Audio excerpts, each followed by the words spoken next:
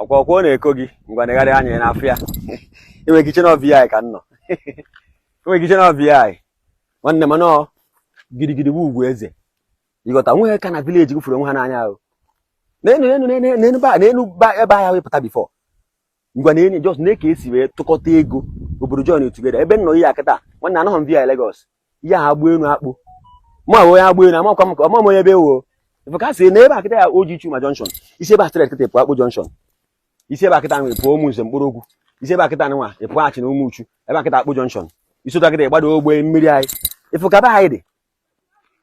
ọ ndị mmadụ ndị Chukwu goziri ndị agbụ elu akpụ Chukwu goziri just join ya together wee sị na be anyị na ya eche gọọmenti ka ọ bata iji nwanne chi ya vidio alis ka ndị mmadụ fe ihe o nwere obodo nwechara ndị odogwu na-adịnwo united ya ma nata village otu akpa nkata sị kedu ihe a ga-eme ka obodo dị mma ihe akịta abụrụ gọọmenti o ihe ụzọ efu kịta anụ arụwasịrị ebe a ọ bụrụ gọọmenti jụọ ese ihe agba elu akpụ dị ihe agba elu village na akpụ town na-agụ ata na-afụ ya na obodo ka obodo na-achara onwe obodo ụsọ mma na street light ihe ọgụgụrụ VI ebe ga ọdịnwa otu a ka anyị village eva anyị na-akọ akụkọ bụ ga ebe anyị na-esoro enwuke ọnwụ na ọnọ ma kịta bifo adịs dos a na-ekpo m ka o kpogbuo m isi m na ihe dị mma nwanne ife ihe dị mma itoo ya ọ dịrị izi ịghọtago ọ dịrị izi nke mmadụ maka mmadụ ịpụta wepụta maka ego ụzọ $1 ihe gọọmenti ga-abụ arụọ ha na-akụrụ onwe ha aka ọnwụ na gọọmenti rụọ ụzọ sef aka ife onye akụ ka na-eto onwe ya na-eko onwe ya akụkụ mana nke abụrụ gọọmenti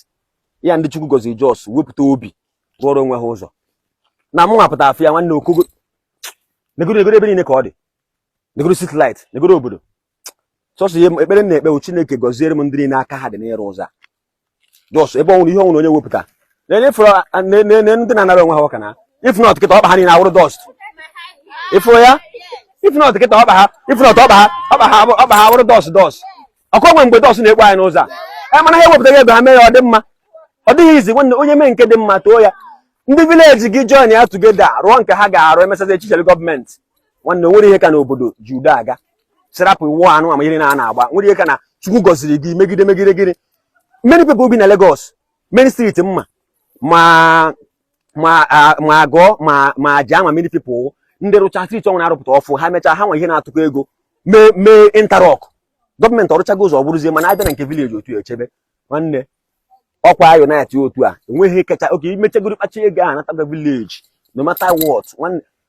ọkwa anatagonu m na ka m na-acha onweghị ka ụtọ village ọga ke mbọsị mbata mana m agbatago village ebe a na-aka akụkọ ebe anyị don nwere m hụ eke m pụọ junction just mechara obere vidio gosi ụnụ ya otu a ka esi etere ụzọ a tesasịa ya ebe niile ka na-arụkwa m nọrọ ebe a na-aka akụkọ ọga join ya village gị bịa together ka ha rụzie ebe ha ekwuchakwala m n'elu obodo na-aka akụkọ Oji Chuma Junction lee Oji Chuma Junction na-aka akụkọ